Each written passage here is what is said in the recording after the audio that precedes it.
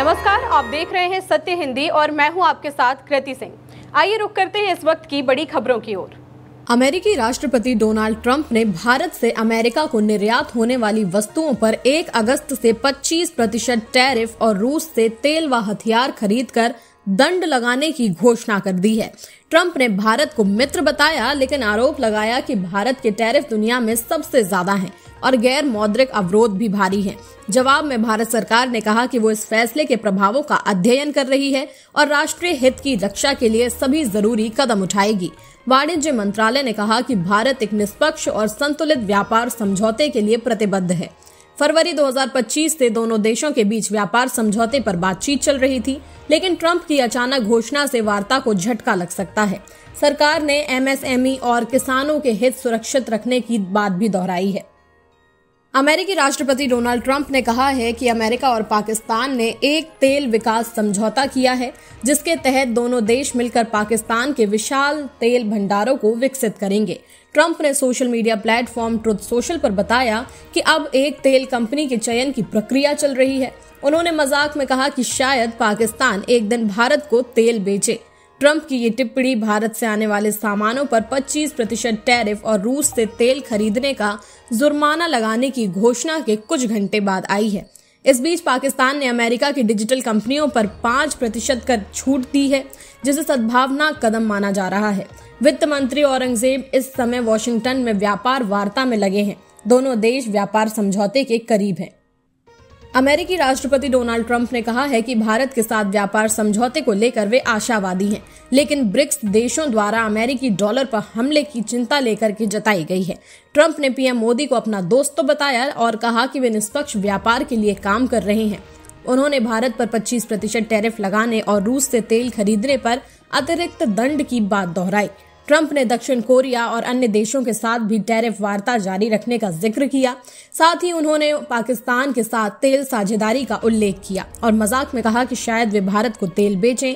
उनका कहना है कि अमेरिका की मुद्रा की सुरक्षा जरूरी है, क्योंकि ये देश की अर्थव्यवस्था की रीढ़ है।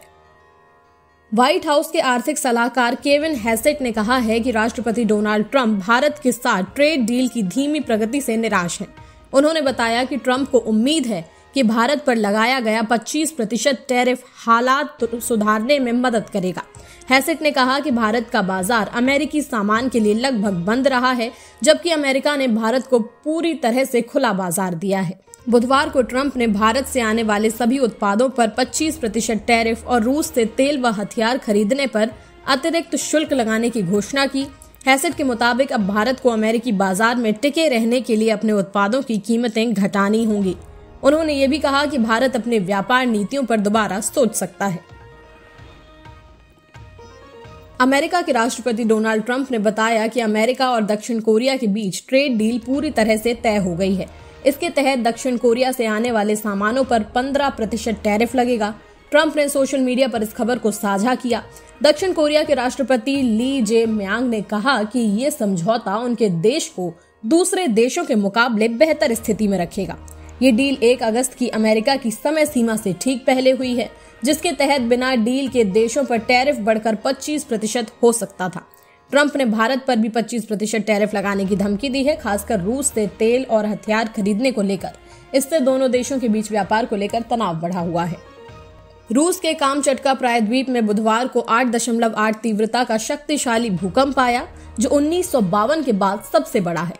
भूकंप के बाद 3 से 4 मीटर ऊंची सुनामी लहरें उठी, जिससे रूस, जापान, हवाई, अलास्का और न्यूजीलैंड में अलर्ट जारी हुआ। जापान में 1.3 मीटर तक की लहरें दर्ज की गईं और 19 लाख लोग सुरक्षित स्थानों पर भेजे गए। हवाई और अमेरिका के पश्चिमी तट पर भी एहतियाती कदम उठाए गए। भूकंप से कामचटका में बिजली और संचार सेवा प्रभावित हुई, लेकिन किसी की मौत की पुष्टि नहीं हुई। रूस में ज्वालामुखी भी सक्रिय हो गया है। विशेषज्ञों ने अगले हफ्तों तक झटकों की चेतावनी दी है। भारत के लिए कोई खतरा नहीं है। देर रात तक अधिकांश देशों ने चेतावनियां घटाकर सलाह में बदल दी हैं, लेकिन सतर्कता बरतने को कहा गया है। गृह मंत्री अमित शाह ने राज्यसभा में कहा कि हिंदू कभी आतंकवादी नहीं हो सकता और कांग्रेस पर तुष्टीकरण की राजनीति का आरोप लगाया। उन्होंने कहा कि कांग्रेस ने वोटों के लिए भगवा आतंकवाद की थ्योरी गढ़ी, जिससे निर्दोष लोगों को जेल में डाला गया। शाह ने 26/11 हमलों में हिंदुत्व संगठनों को घसीटने की कोशिश को याद करते हुए दिग्विजय सिंह का भी जिक्र किया।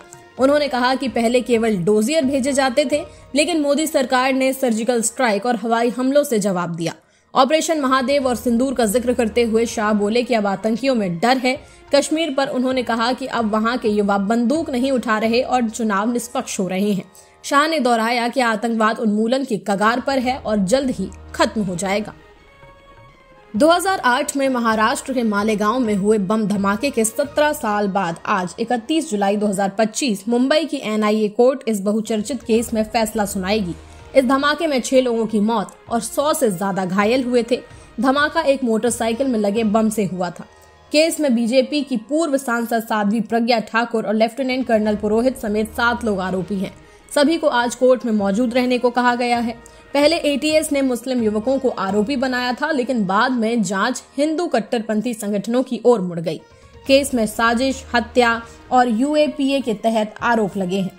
इस फैसले पर देश भर की नजरें टिकी हैं, क्योंकि इसका असर राजनीति और आतंकवाद से जुड़ी जांच प्रक्रियाओं पर पड़ सकता है। महाराष्ट्र सरकार ने राज्य में अवैध रूप से रह रहे बांग्लादेशियों को जारी किए गए फर्जी जन्म प्रमाण पत्रों को 15 अगस्त तक रद्द करने का ऐलान किया है।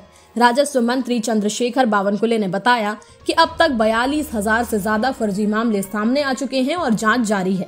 बीजेपी नेता किरीट सोमैया के खुलासों के बाद मालेगांव में 2 अधिकारियों को निलंबित किया गया है। सरकार ने फर्जीवाड़े की जांच के लिए टास्क फोर्स और SIT बनाई है।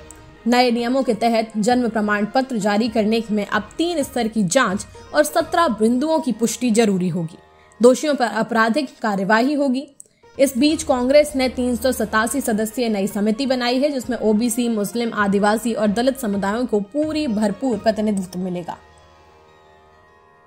इसरो और नासा के साझा मिशन निसार सैटेलाइट को बुधवार शाम 5:40 पर श्रीहरिकोटा से GSLV F-16 रॉकेट के जरिए सफलतापूर्वक लॉन्च किया गया। ये पहला मौका है जब GSLV ने किसी सैटेलाइट को सूर्य समकालिक कक्षा में स्थापित किया। 2392 किलो वजन वाला निसार सैटेलाइट दोहरे बैंड रडार तकनीक से लैस है और हर 12 दिन में पूरी पृथ्वी का स्कैन करेगा। ये भू विकृति, बर्फ की गति और वनस्पति जैसे बदलावों की निगरानी करेगा। केंद्रीय मंत्री जितेंद्र सिंह ने इसे आपदा प्रबंधन और जलवायु निगरानी में क्रांतिकारी कदम बताया। निसार का डेटा सभी के लिए मुफ्त उपलब्ध रहेगा। ये मिशन भारत अमेरिका अंतरिक्ष सहयोग का एक बड़ा उदाहरण है, जिसमें दोनों देशों ने तकनीकी योगदान दिया। लॉन्च के साथ ही सैटेलाइट से पूरा सिग्नल भी प्राप्त हो गया है। फिलहाल के लिए इतना ही। देश दुनिया की बड़ी खबरों के लिए देखते रहिए सत्य Hindi.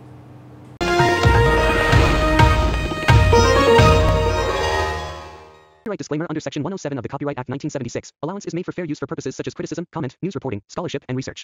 Fair use is a use permitted by copyright statute that might otherwise be infringing.